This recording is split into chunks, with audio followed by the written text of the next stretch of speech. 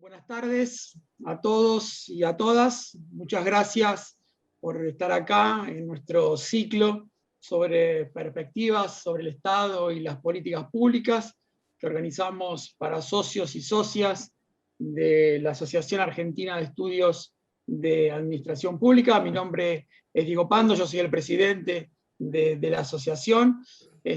Hoy estamos entonces en lo que sería nuestra cuarta charla en el marco de nuestro ciclo, con un invitado que para mí es muy especial, a quien conozco desde hace más de 20 años, es un notable académico, con una amplia trayectoria en el ámbito de la docencia, en el ámbito de la investigación y de la consultoría, especialista en cuestiones vinculadas a la integralidad de las políticas sociales, socio, por supuesto, de la asociación, que es Fabián Repetto. Fabián es politólogo, doctor en ciencias sociales por la Universidad de Flaxo México, y como decía anteriormente, con una notable trayectoria en el ámbito de la consultoría, la docencia, la investigación, y también con un pasado muy interesante en el ámbito de la gestión pública. Dicho esto, yo le agradezco especialmente entonces a Fabián, por supuesto, a Alberto, a Sergio y a todos los socios y socias que hacen posible este ciclo de charlas. La dinámica de la presentación, al igual que las tres anteriores, es la siguiente. Fabián tendrá aproximadamente 30 minutos para plantear sus principales ideas relacionadas a los retos de la gestión integral en materia de políticas sociales, y luego vamos a abrir un espacio de intercambio que puede canalizarse a través del chat. Dicho esto, Fabián, te escuchamos con atención y muchísimas gracias por estar acá con nosotros en este sitio. Bueno, muchísimas gracias, Diego, muchísimas gracias a la asociación por esta invitación a compartir este ciclo con socias y socios. Conversábamos en off con Alberto hace un par de minutos previo a empezar aquella reunión fundacional de la asociación 21 años atrás, que tuve el gusto de participar y formar parte de la primera comisión directiva. Y la verdad que es un enorme gusto poder comprobar cómo la asociación en un país que las instituciones suelen no perdurar, haya perdurado, y no solamente haya perdurado, sino que se haya fortalecido, y claramente creo que está aportando desde hace 21 años muchísimo a pensar y a gestionar la administración pública de Argentina, así que no tengo más que palabras de reconocimiento para ustedes, y una vez más gracias por la invitación. En este sentido, un poco en mi línea de trabajo, un poco de gestión pública, un poco de academia, un poco de consultoría, sobre todo en América Latina. Quiero poner el foco en la discusión de gestión integral de la política pública en general, y obviamente por mi expertise me animo más a poner foco en políticas sociales. Pero que de alguna manera muchas de las conversaciones que ojalá podamos tener, sobre todo en la parte de preguntas y ojalá algunas respuestas, permiten de alguna manera visorar que estamos en un tema absolutamente transversal a la gestión pública, a los grandes temas de la política pública, que en algunos casos tiene, por múltiples razones que ahora voy a plantear, algunas de ellas al menos, cierta especificidad en el campo de las políticas sociales. La hoja de ruta que quiero proponer en esta media hora es una introducción general a la temática de integralidad, y después una pregunta que tiene una pregunta por el cómo, pero también un para qué implícito, que es cómo transitar hacia la integralidad, pero reconociendo, y hemos tenido muchas conversaciones con muchos de ustedes, pienso en todas las conversaciones que hemos tenido con Horacio en algún momento, sin política no hay técnica que alcance, ¿no? Y a mí me parece, quizás por vicio de politólogo, poner esto en el título, digamos, si quiero argumentar al respecto de qué estoy hablando, y después pasar en limpio en todo caso en mi propia concepción, un conjunto de lecciones aprendidas de la coordinación que yo le llamo pro-integralidad, claramente donde estoy de alguna manera ya en este primer título, anticipando que coordinación e integralidad no son sinónimos. Yo pienso en la integralidad, me adelanto, como una combinación virtuosa cuando efectivamente se da y tiene impacto y agrega valor público, como una combinación virtuosa de dos funciones críticas del Estado. Los temas de coordinación, horizontales y verticales, y algunas cosas podremos señalar al respecto, sobre todo en un país federal como la Argentina, pero también, obviamente, los temas de rectoría y de gobierno. Vamos a avanzar esto un poquito más adelante. En esa introducción general, lo primero que yo quiero señalar es lo que denomino la visión bifronte de la integralidad.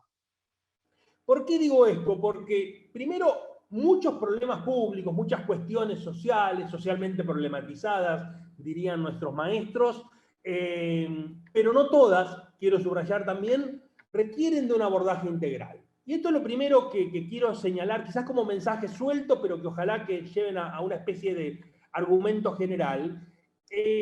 La integralidad tiene mucho que ver con los temas de intersectorialidad, no exclusivamente, por supuesto, pero está claro de que para que haya buena integralidad de las políticas sociales en particular, tiene que haber buena sectorialidad. Quiero remarcar esto porque muchas veces en nombre de la mencionada integralidad terminamos muchas veces generando una despreocupación por la calidad de los servicios sectoriales que son necesarios para justamente intervenciones de carácter más integral. Y lo quiero señalar en dos planos. El plano habitual que uno trabaja la integralidad en general suele ser del lado de la oferta de políticas. Y entonces tenemos una cierta concepción, un poco naif para mi gusto, de que la integralidad es llegar todos juntos al mismo tiempo, al mismo lugar, ¿no? Y entonces hay una especie de sobredosis estatal en un territorio, en un momento determinado, que a veces coincide cuando los presidentes se desplazan con su gabinete al territorio, entonces hay una especie de ficción de integralidad territorial en ese momento, que a veces dura no más de un día, pero yo quiero llamar la atención de que parte del problema de construir abordajes integrales, cuando amerita construir abordajes integrales, es también en cómo se definen los problemas. Todos sabemos a esta altura de la circunstancia que todos los que estamos en esta conversación, que la definición de los problemas públicos es la quinta esencia de cualquier abordaje de política pública. No hay política pública sin problema público, a veces los problemas son inventados con modelo de bote de basura, toda la literatura que hemos conversado seguramente en muchos congresos de esta asociación y otras equivalentes como el CLAD, etc. Entonces quiero llamar la atención de que el tema de la integralidad va por los dos lados, por decirlo de alguna manera. Y entonces quiero simplemente presentar una lista corta de algo que seguramente es mucho más amplio, que es un conjunto de temas, problemáticas de carácter social, como son desarrollo infantil temprano, embarazo no intencional en la adolescencia, deserción de la escuela media, tragedia educativa si las hay en tiempos de pandemia, informalidad laboral, malnutrición, inequidad de género, segregación socioespacial, y sigue la lista, que estoy tratando de remarcar de que ahí no hay una solución organizacional de, como nos enseñó Oscar en la formación del Estado argentino, que a un problema determinado se le crea un ministerio como génesis de la construcción estatal. Claramente, estos no son temas que se resuelven con la creación de un ministerio. Crear el Ministerio de la Malnutrición no está del todo claro que efectivamente sea la solución. Y entonces uno diría, para ninguno de estos temas crearíamos un ministerio, nosotros especialistas en administración pública. Pero no nos tiembla la mano, hay que decirlo, para crear un Ministerio de la Juventud, o crear un Ministerio de la Mujer, o crear un Ministerio de Medio Ambiente, que también son temas fuertemente transversales. Como yo siempre digo, los que más contentos se ponen que se cree un Ministerio de la Juventud y por ende haya un ministro o ministra que por definición es joven, son los ministros de Salud, de Trabajo, de Educación, porque parece quedar concentrado que la temática de cómo resolver los problemas de los jóvenes queda en el Ministerio de la Juventud, que por supuesto nunca lo puede hacer, porque es débil por múltiples aspectos, etcétera, etcétera. En ese sentido, este abordaje de un primer listado corto de temáticas que requieren perspectivas de gestión pública de carácter integral, tanto por la definición del problema como en la respuesta, tiene que ver justamente con entender cuáles son las relaciones causales de esos problemas. Porque todos sabemos que muchas de las soluciones fáciles en materia de gestión pública, es decir, nos pusimos de acuerdo con el nombre del problema y entonces ya tenemos cierto consenso de base. Y todos sabemos que la definición del problema, aún los que venimos del mundo más técnico académico, es una construcción política, fuertemente. Más allá de que, por supuesto, el valor de la técnica, de la evidencia, del conocimiento, es una condición importante que aporta a cómo se definen o estructuran los problemas. Un ejemplo por el absurdo. Dos países pueden ponerse de acuerdo que su problema social fundamental es la pobreza, pero resulta ser que en el país 1, la coalición ganadora define que el problema de la pobreza tiene que ver con que los pobres son vagos. La gente no quiere trabajar. Entonces, el set de políticas que va a haber para ese tipo de problematización de la pobreza va a ser muy diferente al país de al lado, donde la coalición ganadora, incluso electoralmente quizás, define que la causa de la pobreza tiene que ver con el modelo económico. Entonces, lo que estoy haciendo es una invitación de sentido común en este ámbito, obviamente soy consciente de esto, que es cuidado con el fetiche de los consensos técnicos, porque en el medio aparece la política. Y la política son relaciones de poder. Y obviamente también, y esto quiero remarcarlo, y creo que a nadie nos sorprende lo que voy a plantear, también en el campo de la política social, la política de las políticas públicas, hace mucho y tiene mucho que ver. Hay una visión ilusa, muy naif también, de que en el campo de lo social todos queremos una sociedad con bienestar y niños integrados y adultos mayores activos, etc. Discursivamente es probable que haya cierto consenso con esas frases que estoy planteando, pero todos creo que podemos reconocer que realmente en la economía política de las políticas sociales, ese consenso, que a veces es técnico y a veces es pseudomoral o discursivo, se resquebraja fuertemente cuando entran los conflictos de intereses, los conflictos ideológicos, etc. En ese sentido, ¿cómo transitar hacia la integralidad? Sin política no hay técnica que alcance, me gusta decir a mí. Y acá esencialmente, quizás por vicios de politólogo, quiero enfatizar el rol de la política, no la política en un sentido puramente consensualista, que ojalá que así sea, sino la política con sus expresiones hobbesianas, sus expresiones maquiavélicas, pero que es un rol, una lógica que estoy planteando de pasos que son fuertemente más lógicos que cronológicos, que es el rol de la política es definir el rumbo estratégico. Y eso obviamente lo voy a asociar después a lo que yo llamo la función de gobierno, rectoría, en algunos trabajos que hicimos con nuestro amigo Carlos Acuña. Esa definición estratégica del rumbo elegido no es una mera declaración de principios, no es la declaración de un presidente cuando abre la sesión legislativa de cada año, sino que tiene que ver, entre otras cosas, cómo se asigna el presupuesto y cómo se destina el capital político en tal o cual dirección. Insisto que esto es lógico, no cronológico. El segundo paso lógico, que es la política la que tiene que estar llamada a ordenar esto, son los arreglos formales, pero también informales, ¿no? Ahí todos los aportes de Julián hace muchos años en materia de institucionalidad formal e informal van un poco en esa dirección. Julián Bertranú, perdón, yo los nombro como un club de amigos, que finalmente muchos somos. Pero esto es importante porque lo quiero remarcar. Porque si, pongamos por caso, la prioridad de un país en materia de la coalición gobernante es atacar en serio la desigualdad del ingreso, pongamos por caso, no sería un buen arreglo institucional descentralizar las decisiones de política pública respecto en los municipios, porque en Argentina tendríamos 1.500 realidades muy diferentes. Si por el contrario, la prioridad del gobierno fue el tema del cuidado, incluso a la primera instancia, para ser más específico, como fue en su momento en el gobierno de Costa Rica, la presidenta Conchita, claramente ahí la estrategia no sería recentralizar toda la intervención, porque ahí requiere mucho abordaje de carácter local, como dicen los uruguayos, de gobierno de cercanía. Entonces, claramente los arreglos institucionales no deberían estar divorciados, sino que deberían estar en función de los marcos estratégicos a los cuales queremos ir en esa dirección. Cuando yo armé esta filmina, por decirlo en cierto lenguaje, me estaba peleando con dos fantasmas, con los que me sigo peleando en todo caso en mi cabeza, que es el punto 3 y el punto 4. ¿Por qué digo esto? Cuando un gobierno asume, la tentación es arrancar por el punto 3, que es reordenar, a veces reetiquetar, no mucho más que eso, la oferta programática preexistente. Entonces uno cree que los programas son un fin en sí mismo, cuando en la práctica son un medio. Y entonces cuando reordenamos esa oferta, entonces el programa A pasa acá, el programa J pasa al otro ministerio, a tal cosa ya la recentralizamos, etc. Es importante, pero esa oferta programática debería estar direccionada para ser los instrumentos de política pública que permitan ir en esa dirección. Que por supuesto, en algunos casos, la unidad programa se queda corta.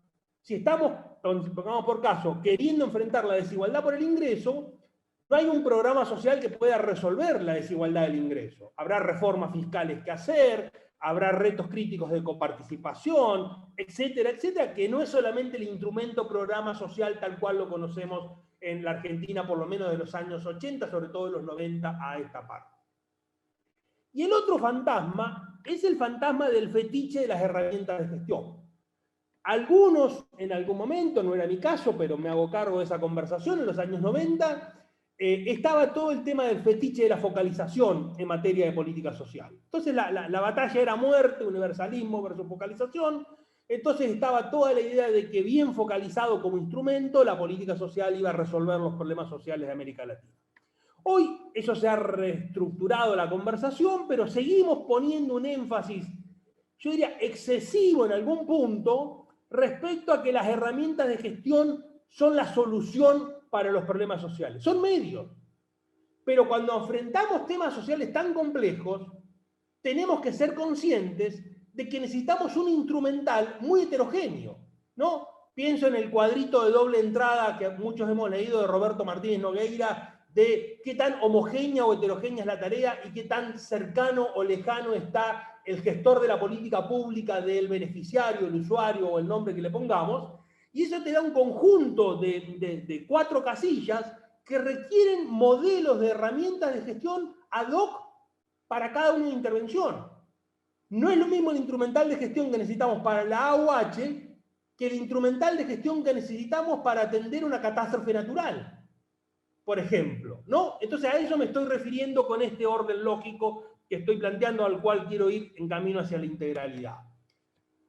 Cuando hablamos de la integralidad, y acá vuelvo otra vez a nuestro maestro Martínez Nogueira, con algún trabajo de hace unos años de él, estoy tratando de poner el foco en que la verdadera integralidad, y va un poco a la concepción bifronte que yo remarcaba en un inicio, responde a la aspiración de que los servicios, los programas estén centrados en las necesidades y derechos vulnerados de las personas, familias o comunidades. Es decir, no tanto pensar la integralidad desde la oferta, tengo este conjunto de intervenciones y lo tiro sobre el territorio, la típica cosa de aterrizó de nación tal intervención, sino que requiere un esfuerzo de atender lo específico y situacional. Esto obviamente tiene un reto no menor, que es qué capacidad tiene el Estado argentino y los estados provinciales y municipales de tener buenos diagnósticos situacionales, donde de alguna manera efectivamente la posibilidad de que la oferta, tanto nacional como provincial, y en algunos casos, no todos, municipal, se adecúe a lo que necesita ese municipio. En ese sentido, yo siempre pongo un ejemplo biográfico de algún momento de mi paso por la gestión pública, de lo que yo ahí armé como un concepto muy casero de efecto góndola, que es un ministro social de alguna provincia argentina, viene a Buenos Aires a las 9 de la mañana, en el vuelo de las 8 o 9 de la mañana, se va a Belgrano el 9 de julio, empieza por el piso 16 hasta planta baja, y ese día recoge lo que hay en oferta en el Ministerio de Salud y en el Ministerio de Desarrollo Social.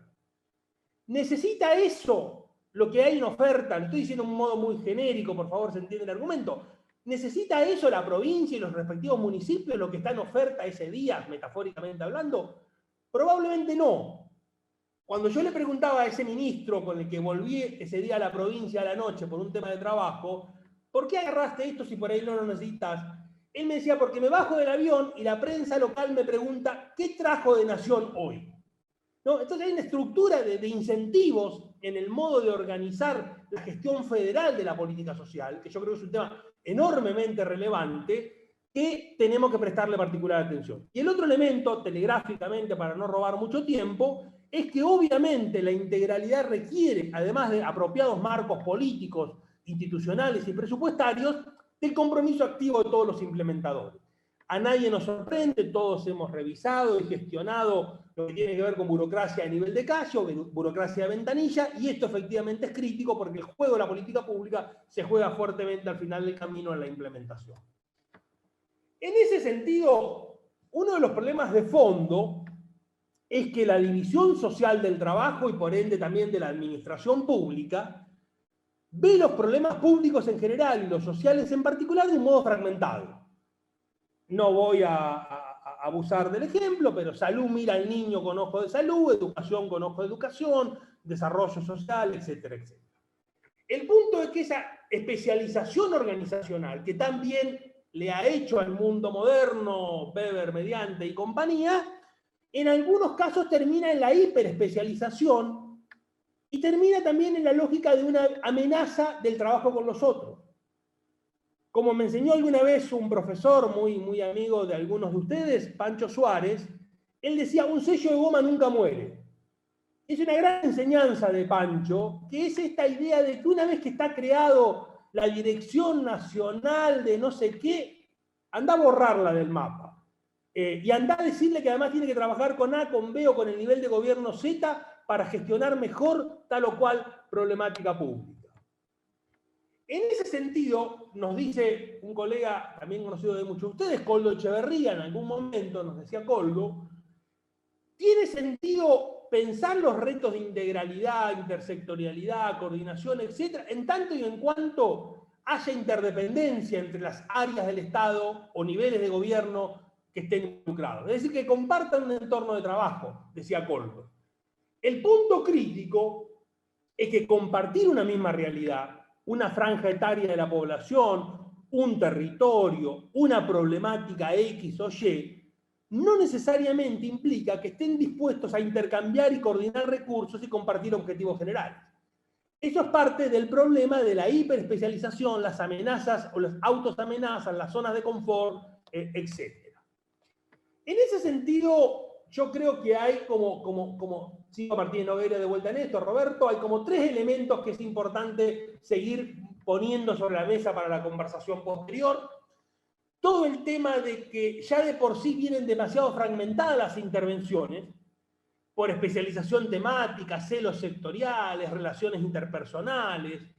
Es decir, aun cuando nos hemos alejado discursivamente de la programitis aguda tan propia de los años 90, neoliberales, todavía, sobre todo en el campo de la política social, la fragmentación programática sigue siendo un asunto muy importante. Por otro lado, cada sector tiene sus propios retos de implementación. Y entonces ahí tenemos un típico problema de cuáles son los incentivos del principal, del actor político ministerial, que en muchos casos premia a sus funcionarios técnicos, incluso territorializados, por el trabajo de su sector y no por el trabajo mancomunado con otros sectores. Entonces yo creo que ahí hay un tema de estructura de incentivos de principal agente que definitivamente hay que ponerlo en la conversación porque me parece que los implementadores siempre tienen la pregunta, ¿dedico mi tiempo a mi quehacer sectorial puro o dedico a esa intersección que tengo que hacer con el organismo de al lado, el organismo que viene de la provincia, etc.? Y después, y esto no es menor, sobre todo en este campo de la asociación, es que a veces se le pide a la política social cosas que el resto del aparato público tampoco tiene. No es que abunda en el aparato público ni argentino ni de muchos países de América Latina la programación estratégica intersectorial. Tenemos serios problemas de transitar, creo que está María Estela acá, que está especializada en la materia, de transitar de evaluar programas a evaluar políticas, ni hablemos de evaluar sistemas. Todo ese tipo de retos es que a veces se le pide a la política social cosas que el aparato del Estado en su conjunto suele no hacer. Y a mí siempre me gusta llamar la atención, sobre todo en momentos que había más reformas llamadas como tales, de por qué hay que divorciar las famosas reformas del Estado, o el nombre que finalmente tuvo en cada uno de los países, de las reformas de la política social. Entonces terminaban siendo compartimentos estancos cuando justamente parte del reto era la sinergia que había que hacer y que hay que hacer, porque esa asignatura pendiente sigue muy vigente. En ese plano quiero ubicar la coordinación. Ya anticipé que la coordinación es una de las funciones críticas que se debe activar para generar abordajes integrales. Lo pienso en ese sentido como una función estatal, lo pensamos con Carlos, más que como una estructura. Quiero llamar la atención sobre esto. Muchas veces tenemos el fetiche de que porque creamos la estructura de coordinación, el famoso gabinete X, la mesa interministerial J, ya por eso y porque sentamos a los actores formales va a haber coordinación, y a veces la coordinación pasa por otro lado. a veces pasa por cómo juega la dirección de presupuesto, cómo abre o cierra la canilla para forzar coordinación. Esto es muy común en los programas de transferencias condicionadas, en el caso de Chile y en el caso de México, años atrás. Y por otro lado, ¿por qué es necesario coordinar? Justamente porque la programitis ha mostrado sus límites. Muchos programas no hacen una política. Cuando yo trabajaba en el Siembro, en algún momento, ya hace muchos años, sacábamos, que varios deben tener en sus bibliotecas, los cuadernillos del Siembro de los programas focalizados. En algún momento llegó a haber programas alimentarios 18, hasta el Ejército tenía un programa alimentario, se nota de alguna inundación y quedó con el paso de los años, pero eso no significaba que hubiese una política de seguridad alimentaria. Tener 18 programas desperdigados claramente no mostraba aspectos críticos de lo que podría ser una efectiva política, en este caso de seguridad alimentaria. Obviamente la ineficiencia en la asignación de los recursos, eso es un tema muy crítico, muy conocido también por muchos de nosotros. Cuando esto estuvo cruzado por el tema de los préstamos internacionales, estaba el popurrí de unidades ejecutoras, ¿no? Y ahí otra vez algo se ha escrito al respecto por algunos de nuestros maestros. Y por supuesto, lo que estoy llamando la atención es que estos tienen límites o requiere coordinación cuando un solo sector por sí mismo no lo puede resolver. Uno no esperaría que la reforma curricular de la secundaria, si alguna vez se da, tenga que estar involucrado salud, etcétera, etcétera. Seguramente habrá aspectos que sí. Si estamos hablando de algún aspecto de salud sexual y reproductiva, es importante articular con salud. Si estamos pensando en el vínculo entre educación y trabajo, será importante ese aspecto de la reforma de la escuela secundaria, pensarlo junto con el Ministerio de Trabajo. Pero el corazón de la reforma educativa eventual, metafóricamente hablando o no, le toca a un sector particular. La lista corta que yo planteé al principio, claramente no la puede resolver un organismo per se. Nos dice Brugué, un autor que ustedes conocen muy bien, ¿por qué si estamos todos de acuerdo no pasa nada? Cuando digo no pasa nada es que pasan cosas, pero no pasan en la magnitud de lo que se habla de coordinación, o de lo que se habla de integralidad, aún más, porque implica un cambio de cultura y mentalidad organizativa. Acá seguramente hay muchos especialistas mejores que yo en cultura organizacional. Salir de la zona de confort, sobre todo si vemos una amenaza, es muy difícil, porque no podemos olvidar que en general cuando un presidente o un gobernador, presidenta, gobernadora, no importa, digo en este momento el punto, dice hay que coordinar porque esto es la prioridad, porque el consultor J o la consultora Beta le idea, los ministros y ministras dicen que sí, en general nadie le dice que no a un presidente o un gobernador, gobernadora, pero la práctica es que después se da vuelta y vuelve a su organización. Y las estructuras burocráticas no necesariamente los mismos incentivos, igual o mejor que yo, que necesariamente el actor político que suele estar de paso con suerte 4 o 5 años. En ese sentido, ese cambio de paradigma es muy difícil y obviamente un punto crítico tiene que ver con qué coordinar. Todavía estoy en la fase de coordinación para avanzar muy rápido y ojalá poder conversar más. No es lo mismo coordinar información que coordinar autoridad, ¿no? Estos elementos que Hood hablaba de los instrumentos de política pública, que Diego lo habremos estudiado, ¿te acordás? En los años de maestría. Cuando yo trabajo hace muchos años con los gabinetes sociales en la región, me gusta preguntarle a los ministros en off, ¿a qué vas a la reunión del gabinete social? Y muchos con buena fe me dicen, en off, voy para enterarme qué hace el otro ministro, porque realmente no sé qué está haciendo. Entonces, hasta información vamos más o menos cooperativamente, más allá que información es poder, todo esto que ya sabemos. Incluso hay poco ruido de economía política cuando tenemos que compartir organización. Te presto el local en el territorio para que hagamos la actividad juntos. No vayamos en 6 coches al territorio, vamos en una sola combi. Armemos un protocolo para homogeneizar cierto tipo de intervención. Pero la cosa se pone más dura, de economía política hablando, cuando pasamos a presupuesto y autoridad. Todos saben ustedes que tienen mucha experiencia en gestión pública, lo que cuesta sacarle un peso a finanzas, hacienda, economía. Y entonces es muy difícil que después, de una vez se logró eso, haya una cierta voluntad de bolsa común para la problemática transversal. En todo caso, hay un tema muy complejo de cómo se arman los presupuestos y hasta dónde los presupuestos generan o no incentivos más allá de etiquetado específico o no etiquetado específico para coadyuvar estos esfuerzos de integralidad. Y ni hablemos de autoridad. Finalmente la autoridad me va a remitir a lo que con Carlos Acuña llamamos función de gobierno, es quién se queda con la instancia de coordinación. Y eso es un tema absolutamente crítico. Y no es un tema puramente formal, es un tema de reconocimiento, de capacidad de poder. Esto lo hemos conversado mucho y escrito algunas cosas con Nuria Cunil. Digo, hay un montón de aspectos que es crítico. ¿Dónde está el agente catalizador, dice Nuria, que es capaz de aglutinar actores con intereses egoístas?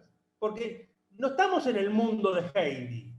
Estamos en el mundo de actores egoístas con intentos de todos ser el futuro presidente, como hipótesis, digamos. Entonces, todos quieren que su sector le vaya bien. Entonces, si la instancia de coordinación en malnutrición sale bien, es muy probable que la persona que se ha quedado a cargo, incluso comunicacionalmente y políticamente, de la estrategia de malnutrición, esté mejor posicionado que otros que aportaron mucho, pero que de alguna manera no tienen la capacidad de poder quedarse con el título de la foto, por decirlo de alguna manera.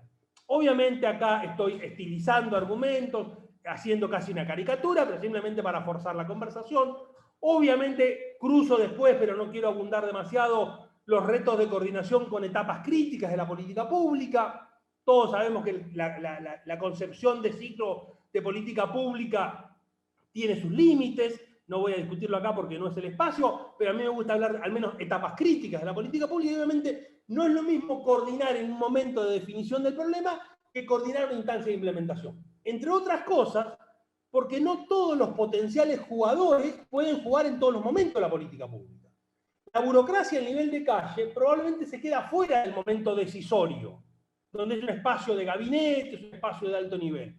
Pero son actores fundamentales para que esa decisión se implemente en el territorio. Entonces, claramente, ahí no quiero perder de vista también el tema de los actores, los recursos de poder, etc.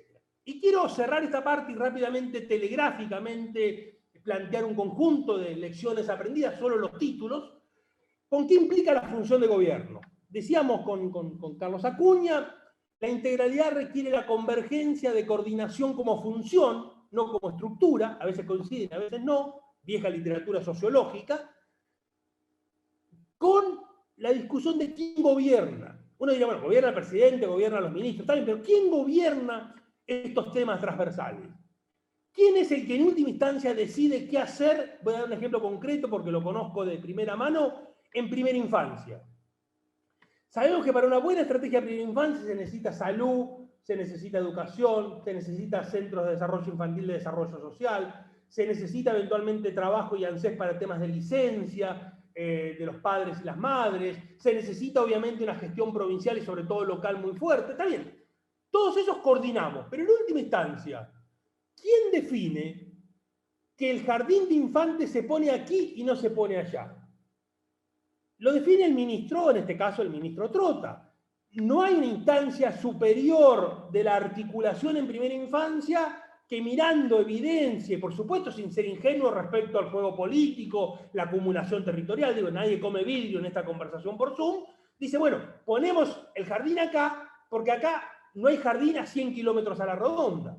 Entonces, como sucede, cada sector planifica su propio despliegue territorial con un único denominador que es, estamos haciendo cosas para la primera infancia y no necesariamente con A, con B, con C, con D, nivel de gobierno 1, 2 y 3. Entonces, función de gobierno es una función que tiene elementos técnicos, en este punteo que hicimos con mi colega, pero sobre todo tiene elementos políticos por excelencia, fijar objetivos, definir prioridades, asignar responsabilidades, incidir en la distribución de los recursos, redefinir la política, ¿no? Los ministerios de coordinación que había armado Correa en Ecuador eran un buen ejemplo de cómo, entre otras cosas, se reservaba la posibilidad de reasignación presupuestaria.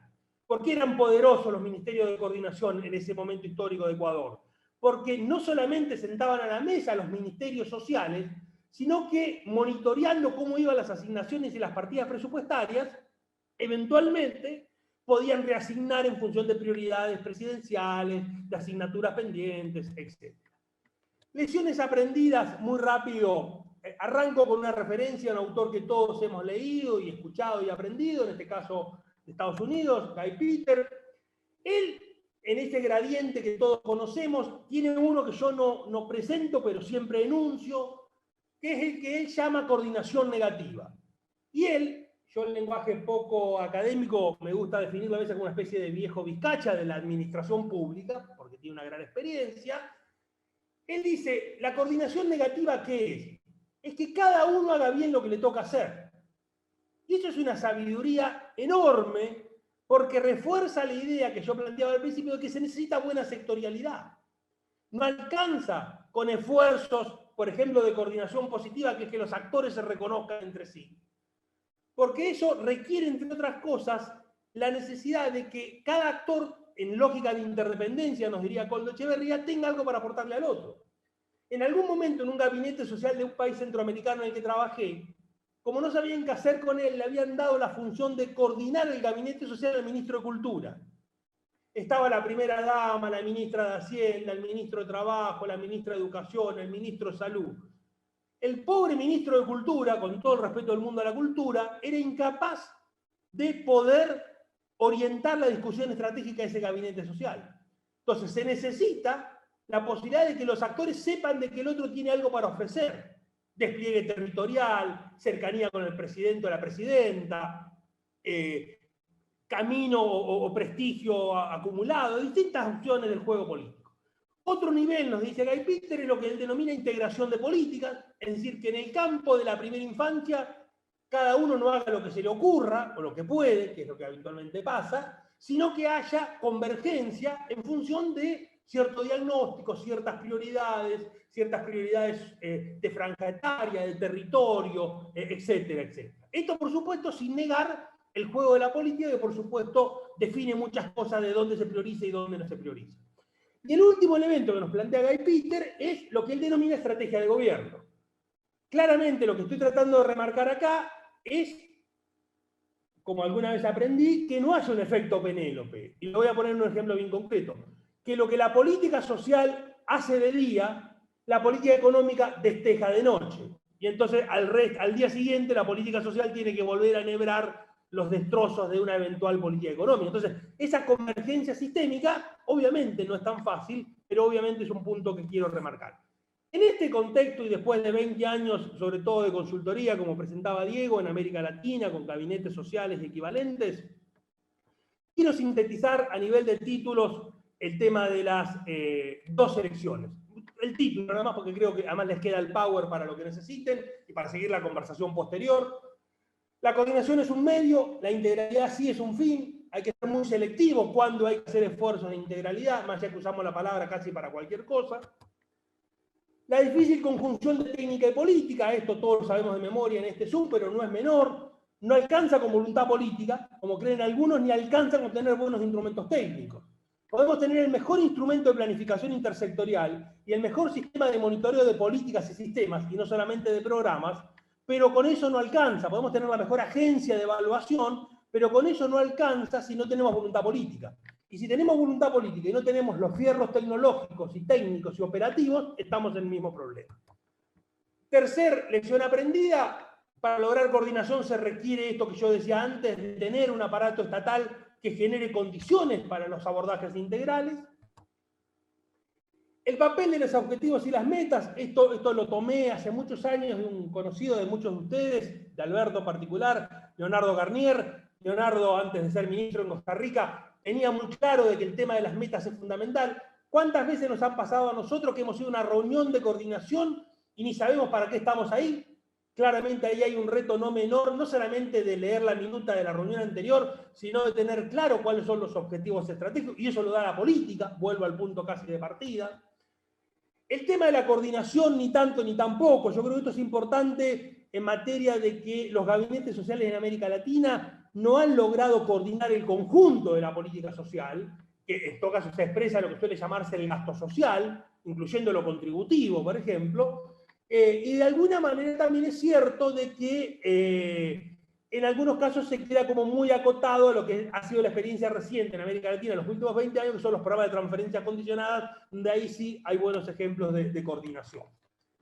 La importancia de la factibilidad, quiero llamar la atención sobre esto. Muchas veces se acuerdan que ya no decimos más, porque además si lo hacemos no lo decimos porque nos da vergüenza, ya no compramos programas empaquetados, o los bancos ya no nos venden programas empaquetados como en otro momento, pero estamos corriendo el riesgo de que tengamos diseños institucionales empaquetados. Voy a dar solo un ejemplo de lejano territorio. Yo viví 2 años en Guatemala, en el momento de auge del Chile Crece Contigo, del gobierno de Lago. El ministro de Planificación de Guatemala, que era un amigo mío, había ido a Chile, los chilenos le habían vendido con moño el Chile Crece Contigo, se bajó del avión en Guatemala y dijo, Guate va a tener el Guate solidario, el Chile solidario, perdón, después vino el de primera infancia, el Chile solidario. Él se bajó del avión, nuestro amigo Hugo Beteta, y dijo, hagamos el Guate solidario. Claro, jamás lo pudo aplicar en Guatemala, porque no estaban las condiciones ni fiscales, ni operativas, ni políticas. La magnitud de la pobreza en Guatemala, sobre todo en función de las etnias, era muy diferente al caso de Chile, etcétera, etcétera. Entonces, una lección muy obvia es cuidado con copiar modelos de diseños institucionales de integralidad, porque no pasan del papel, solo se cobra la consultoría. La cuestión de abordar lo multidimensional o implementar muchos programas, esto es un reto histórico en América Latina. Incluso cuando uno mira la génesis del Ministerio de Desarrollo Social en la Argentina en el 94/95, se creó más con instancia primero para la cumbre de Copenhague, había que mostrar algo, Menem tenía que mostrar algo en la cumbre de Copenhague del 95, y entonces creó los cascos blancos y el Ministerio, la Secretaría de Desarrollo Social, bajo la gestión de Prol, que después falleció. Pero de alguna manera, como los retos de los ministerios no le daban bolilla, estos ministerios, y eso pasa mucho en América Latina, empiezan a crearse su propia oferta programática, porque es la única forma de tener territorio, tener recursos, tener gente, etcétera, etcétera. Y eso es un reto de envergadura enorme. La importancia de tener adentro de la conversación a la autoridad presupuestaria, con mucha gente, Clarisa Hardy, Rolando Franco y ya otros colegas, Vilmar Faría cuando vivía en Brasil. Hace muchos años hicimos algunos trabajos para CEPAL, años 90, que era el intento de conceptualizar la autoridad social. Estábamos intentando poner, al menos conceptualmente, un contrapeso a la autoridad económica, los Menem Cavallo, por poner un ejemplo bien concreto en el caso argentino. Eso fracasó estrepitosamente.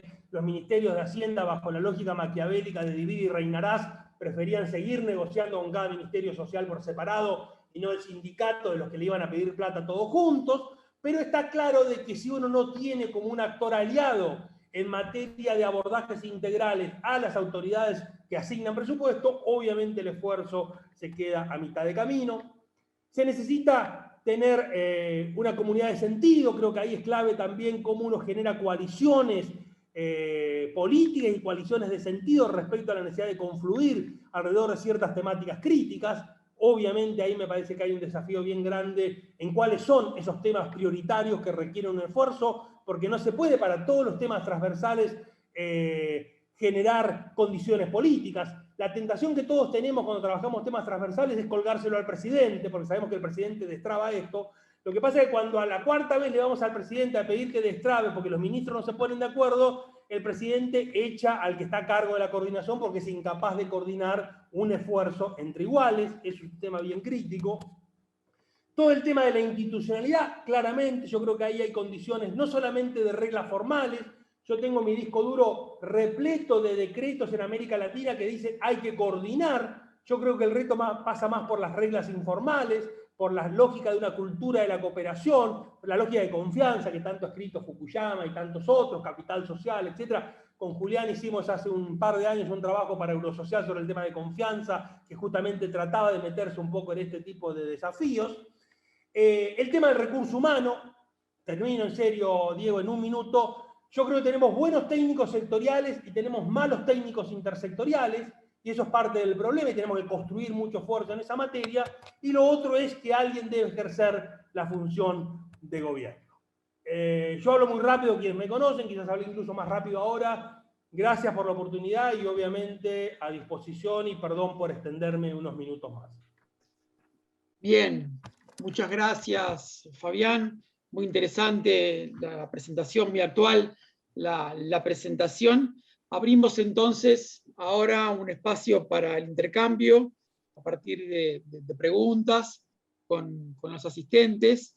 Tenemos 3 socios, 2 socios y una socia, que han estado canalizando esas inquietudes de parte de los asistentes a esta charla, a quien les vamos a ir dando la palabra. En primer lugar, se la damos entonces a Sergio Agoff. Bueno, muy bueno, Fabián, muy buena la exposición. Acá ya en el chat hay algunas preguntas.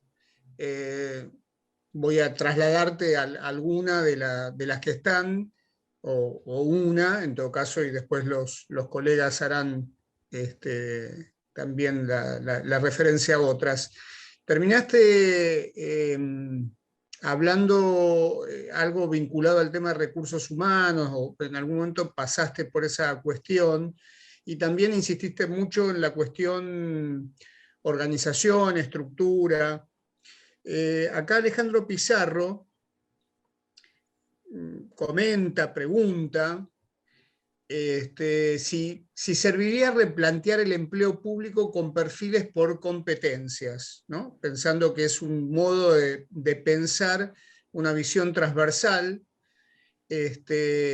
dentro de las estructuras, ¿sí? Dentro de los ministerios, entre ministerios, para que esa coordinación no quede solo sobre un agente en particular, sobre un funcionario, digamos, político, sino que estén los agentes que puedan rendir a una especie de gabinete de coordinación para ciertas políticas públicas. La pregunta, ¿no? Es decir, vos planteaste también que la integralidad, o que los problemas de integralidad no se plantean en todos los casos de manera similar, o no están en todos los sectores. Entonces, ¿en qué sector o en qué sectores? ¿Sí? Yo le agregaría esta pregunta un poco como provocación, porque digo, si la integralidad es patrimonio de las cuestiones que están vinculadas a política social,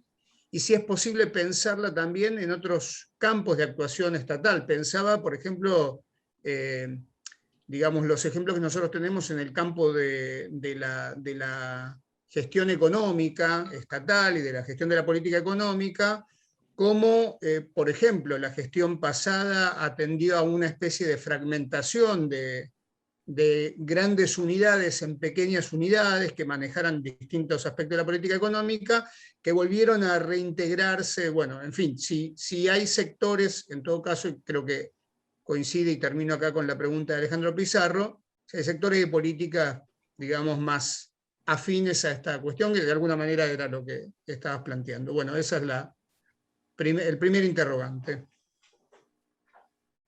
Diego, voy reaccionando a esto, ¿cómo querés organizarlo? Dale, sí, reaccioná ante los comentarios de Sergio, y si querés puedes dejar de compartir la pantalla, así te vemos más grande. Perfecto. Ahí va. Exacto, gracias. Perfecto. A ver, no puedo obviar, Sergio, algo de tu comentario del final. Creo que hoy por hoy también el área económica tiene ciertos niveles de fragmentación importantes, ¿no? Eso quería dejarlo planteado. Dicho eso, yo creo que el tema de la integralidad y la transversalidad, como vos bien lo decías, y un poco está en la pregunta, abarca múltiples campos. Yo justamente un poco al principio lo decía, voy a poner el foco en la política social porque es de lo que me animo a hablar, pero claramente otros campos, el campo económico, el campo de la seguridad, es decir, hay multiplicidad de asuntos que requieren abordajes integrales. El punto es cuál es el límite. Si todo requiere integralidad, te implicaría una reforma del aparato estatal napoleónico imposible, más allá que hemos ensayado esa conversación 1000 veces en reuniones, seminarios, cafés, cenas, etc. Sabemos que esa tarea es ciclopia, digamos. Por eso creo que hay que elegir muy bien cuáles son los temas que no pueden resolverse con buena sectorialidad, o en todo caso con lo que con Nuria en algún momento escribimos, y con otra colega brasileña, con cierta intersectorialidad de baja intensidad, que es que definidos ciertos aspectos críticos en conjunto, después cada uno hace lo que le toca hacer, ¿no? Entonces creo que ahí hay un ejercicio de inteligencia estatal de, por un lado, evitar la tentación de lo que yo hago cada vez que escribo, que es decir, este tema que lo maneje el presidente, porque sabemos que eso es imposible, la presidencia es otra cosa. La pregunta es en todo caso por la jefatura de gabinete, el rol estratégico de la jefatura de gabinete, por poner la nomenclatura argentina. Pero yo creo que hay muchos sectores, pero no... dicho de otra manera, en todos los sectores puede haber retos de integralidad. No todos los campos de política pública requieren integralidad. Y eso es separar la paja del trigo con inteligencia estatal, definición de prioridades, etc.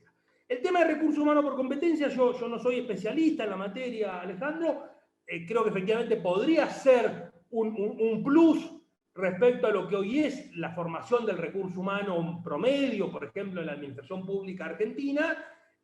No me imagino tampoco una reforma estructural del servicio civil argentino en esa línea, pero sí, obviamente, creo que es importante dotarlo de ese tipo de competencias, que habría que ponerse de acuerdo cuáles son, qué sé yo, pero mucho del arte de la gestión técnica de la integralidad no es ser hiperespecialista en salud, educación, trabajo, vivienda, cuidado y malnutrición, sino saber, la famosa metáfora de los 5 centímetros del océano, saber un poquito de cada una de esas cosas y tener capacidad de articular saberes en función de ciertas prioridades de política pública. Entonces, yo creo que cuando yo digo falta, quizás porque me estoy inventando mi propio trabajo para la jubilación, falta una buena formación en coordinación, estoy simplemente remarcando que hay un desafío de construcción de competencias, pero que no necesariamente implique toda una reforma del servicio civil, sino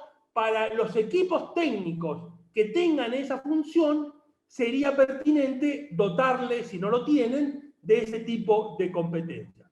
Por eso es tan importante que los actores políticos destinen personal especializado para la coordinación. Porque si el ministro manda a uno diferente a cada reunión, por ponerlo anecdóticamente, ahí no hay curva de aprendizaje posible, ¿no? Y ahí creo que hay un reto de cómo está organizado muchas veces el aparato estatal. Así que bueno, ojalá que haya respondido en parte a la pregunta tuya y a la de Alejandro. Gracias, Fabián. También está recogiendo inquietudes y comentarios de los asistentes María Estela Moreno, a quien le cedemos la palabra. María Estela. Hola, buenas noches a todos. Buenas noches, Fabián. La verdad que escuchar...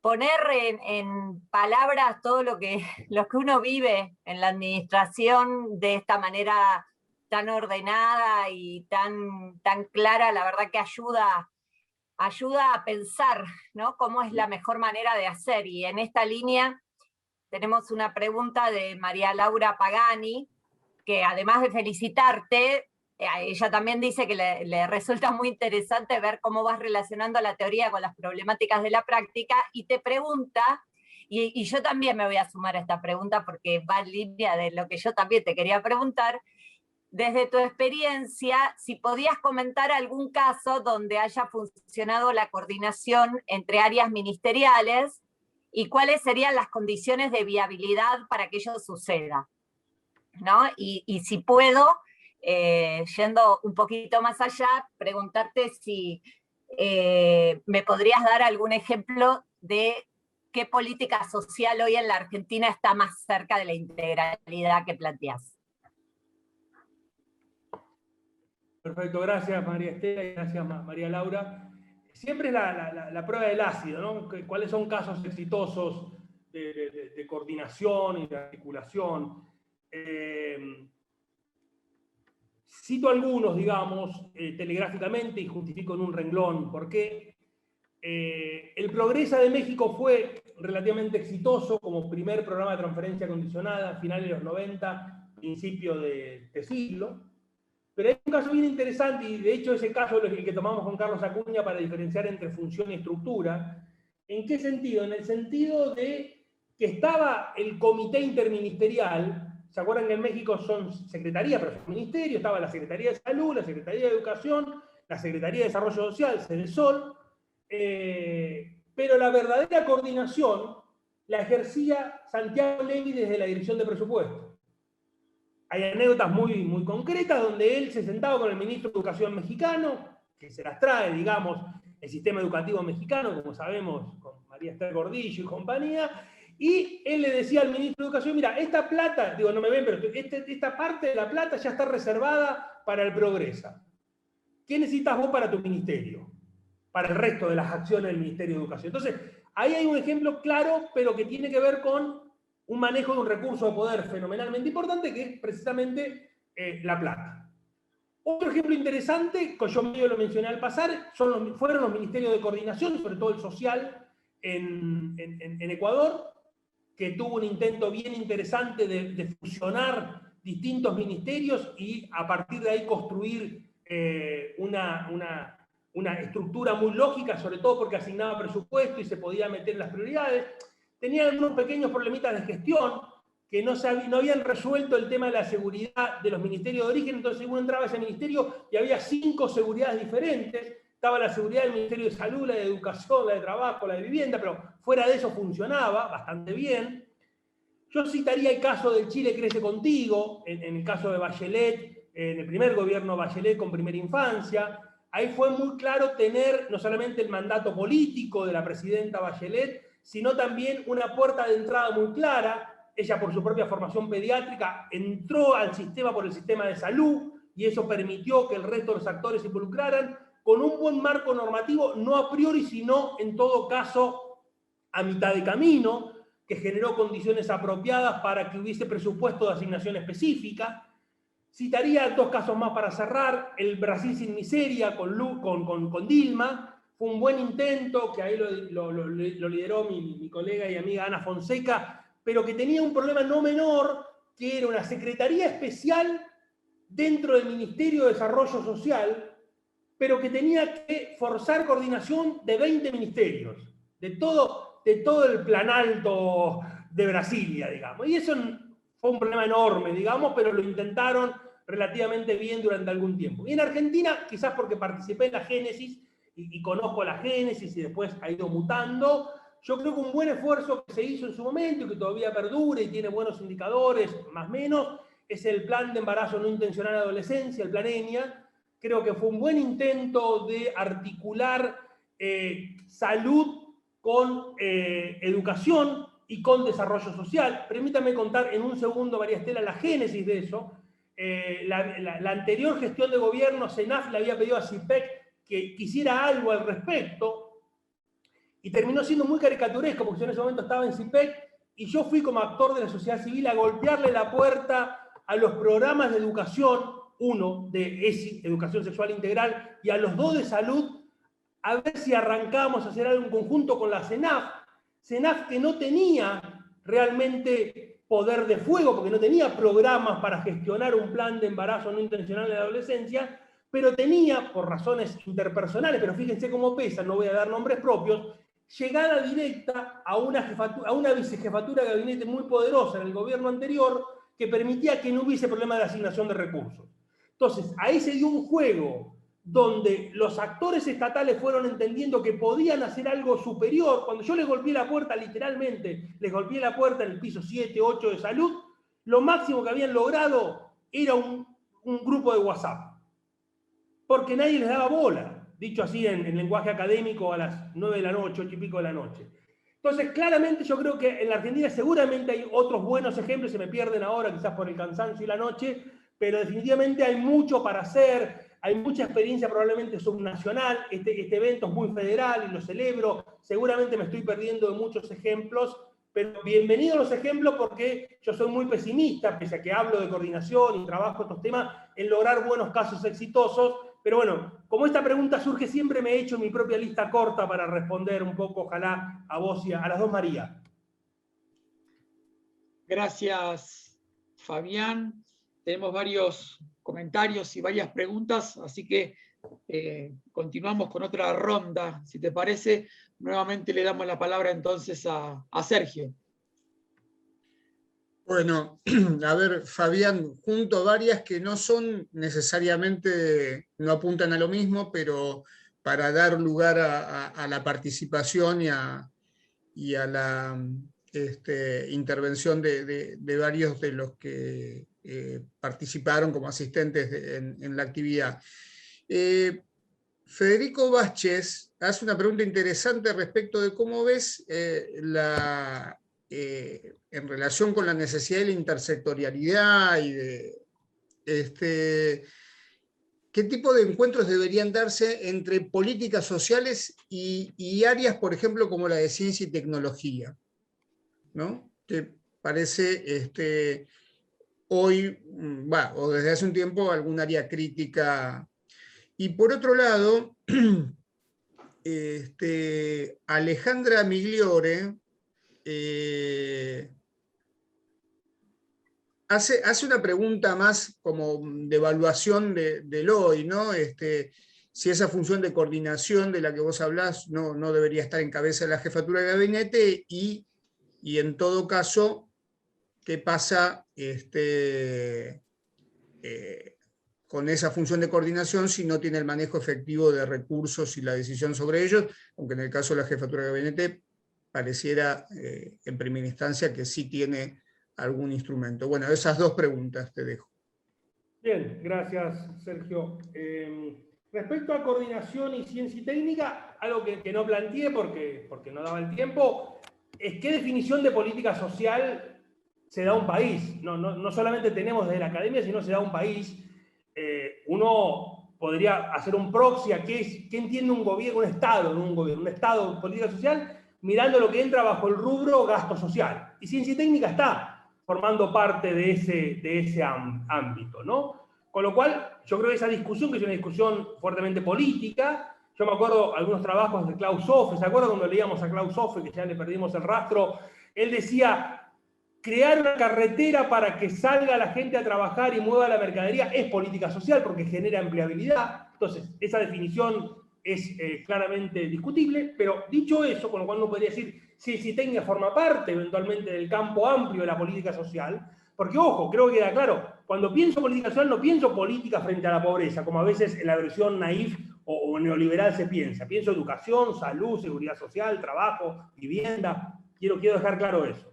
Y respecto a los vínculos entre política social y ciencia y técnica, claramente aparece una palabrita que a veces está malgastada, que es el tema de innovación, donde definitivamente el tema de la innovación es un punto crucial, ¿no? Donde definitivamente, cuando yo hablaba del cuarto nivel lógico, que hablaba de los instrumentos de gestión, en general no somos grandes innovadores. Todavía estamos dando vuelta con presupuesto participativo, digamos, y todavía cuando buscamos un ejemplo vamos a Porto Alegre y algunas cosas de Rosario. Digo, no sé si somos tan innovadores, no sé si en otros campos de política pública sí. Me imagino que la evolución que hay en el campo el campo financiero, que no entiendo nada, tiene una velocidad de innovación, probablemente perversa en algún punto, no estoy juzgando eso, muy diferente a la innovación que hay en el campo de la política social. Con lo cual yo creo que una buena sintonía fina entre la agenda estratégica de ciencia y técnica y la agenda estratégica de retos de la política social sería fundamental. Necesitamos nuevo instrumental para enfrentar problemas que, como los hemos venido enfrentando, no los hemos solucionado.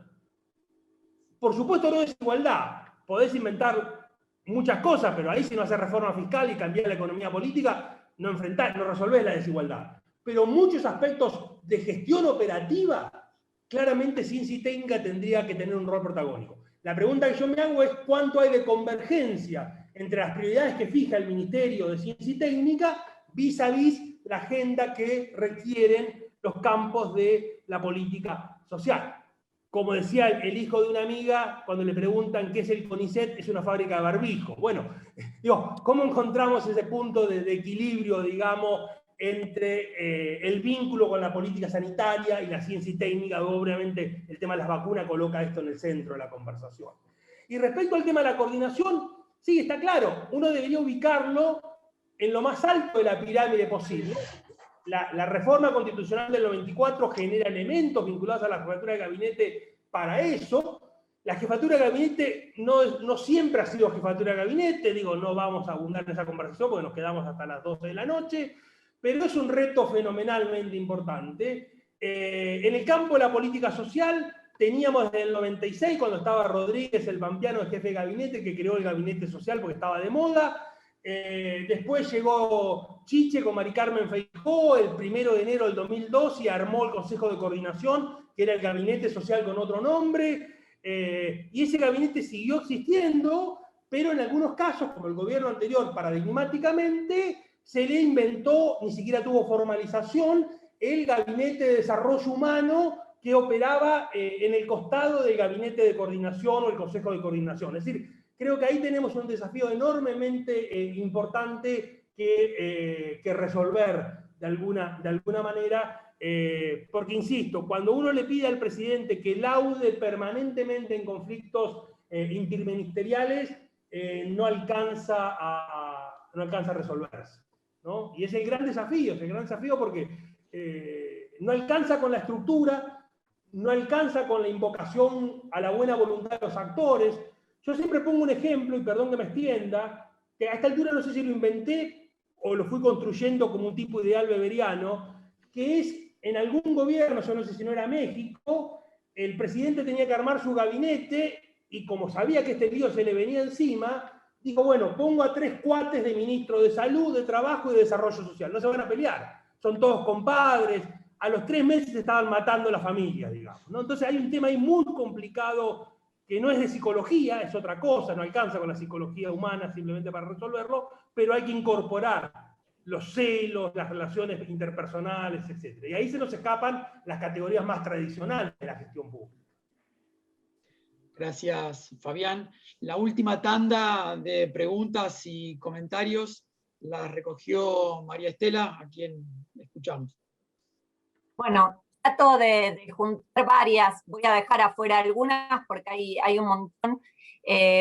La primera retomo un poco lo que planteabas de la cuestión más financiera, porque el profesor Jorge Gil se preguntaba si tenías alguna experiencia para compartir latinoamericana de integralidad presupuestaria, así que no lo quería dejar afuera y te hago la pregunta. Y además sumo que Silvina Brites pregunta si planteamos que para trabajar en la integralidad hay una inclusión forzada de sensibilización, capacitación, etcétera, de estos temas en las planificaciones de las distintas áreas de la administración pública.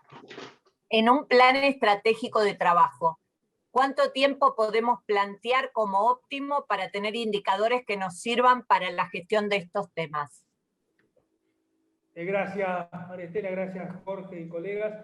Mientras me hacías la pregunta de Jorge, no hay muchos ejemplos, más allá de todos los avances que ha habido en técnica presupuestaria y eso, que yo no soy un especialista, no hay. Tengo una referencia, Jorge, incluso en algún momento que compartí panel con este colega, me mandó, pero ya hace mucho tiempo, y seguramente tú lo conoces, vos conocés la experiencia. En la Ciudad de México había hecho un esfuerzo importante de precisamente avanzar en integralidad presupuestaria. Seguramente hay otra experiencia que yo no conozco, pero creo que vale la pena echarle un ojo, porque si logramos que Hacienda, presupuesto, esté de este lado y entienda el valor de esto, no es menor. Una cosa que no es asunto menor, y me acuerdo que con Nuria en algún momento íbamos a hacer un trabajo en Ecuador y después no se hizo, es comprobar empíricamente que la gestión pública coordinada genera mejores resultados que la sumatoria sectorial. Yo voy a decir que sí porque vivo de esto, digamos, ¿no? Pero digo, hay un reto enormemente metodológico, y los expertos y expertas en evaluación saben mucho más que yo, que es hasta dónde tenemos suficiente evidencia, la debe haber seguramente, y qué tan robusta es la pregunta, que permita decir todo esto, porque no podemos dejar de reconocer que yo estoy hablando de una moda, bueno, quizás una moda que lleva 20 años, entonces ya dejó de ser moda y se instaló, pero hay un reto no menor, que tenemos la honestidad intelectual que plantearla, que es realmente estas propuestas que hacemos a los países cuando hacemos consultoría o dentro de nuestros países, ¿genera mejores resultados? Yo creo que ahí es importante todo el esfuerzo que se puede hacer en materia de monitoreo, de evaluación, para contarnos las costillas a los esfuerzos de coordinación, porque por ahí descubrimos que mejor es buena sectorialidad, o mejor, como yo decía con Nuria, una intersectorialidad de baja intensidad, que es ponerse de acuerdo en las grandes líneas directrices y después que cada sector haga bien lo que le toca hacer, porque eso es fundamental. Pero yo creo que ahí tenemos un desafío importante. Entonces yo creo que ahí la pregunta de cuándo uno puede generar buenos resultados en esfuerzos de coordinación, eso depende de qué tan avanzados están nuestros sistemas de monitoreo. Vuelvo al Plan ENI, el Plan ENI está mostrando buenos resultados, o mostró buenos resultados, ahora en el medio de la pandemia todo cambió, por supuesto, y tiene que ver con ese esfuerzo, porque ahí logramos construir, para ese caso puntual, me acuerdo que nos ayudó mucho Federico Tobal de USPA, ¿cuál era la teoría causal? La teoría causal decía, si fortalecemos ESI, no a los maestros, ESI, educación sexual integral, no a los maestros, sino a los alumnos directamente, y tenemos un control estricto de a cuántos alumnos les llega ESI, lo articulamos con el apoyo que puede haber en el sistema de salud territorialmente yendo a la escuela incluso, y tenemos métodos de larga duración. Si combinamos esas tres cosas, la teoría causal es que bajaba la tasa de embarazo no intencional. Y eso está pasando, entre otras cosas por otras tendencias también más estructurales, más demográficas. Pero es difícil saber cuánto tarda en madurar buenas intervenciones intersectoriales, pero seguro que hay que medirlas desde el ADN, ¿no? Lo que nuestra amiga Natalia Quilino llama criterios de evaluabilidad. Ya no solo del programa, sino de la política o del sistema. Yo le digo una impunidad absoluta, porque digo, después hay que construir criterios de evaluabilidad de los sistemas, ¿no? Pero bueno, no es mi problema, es el problema de ustedes, en todo caso, responsables de evaluar y monitorear el aparato público argentino.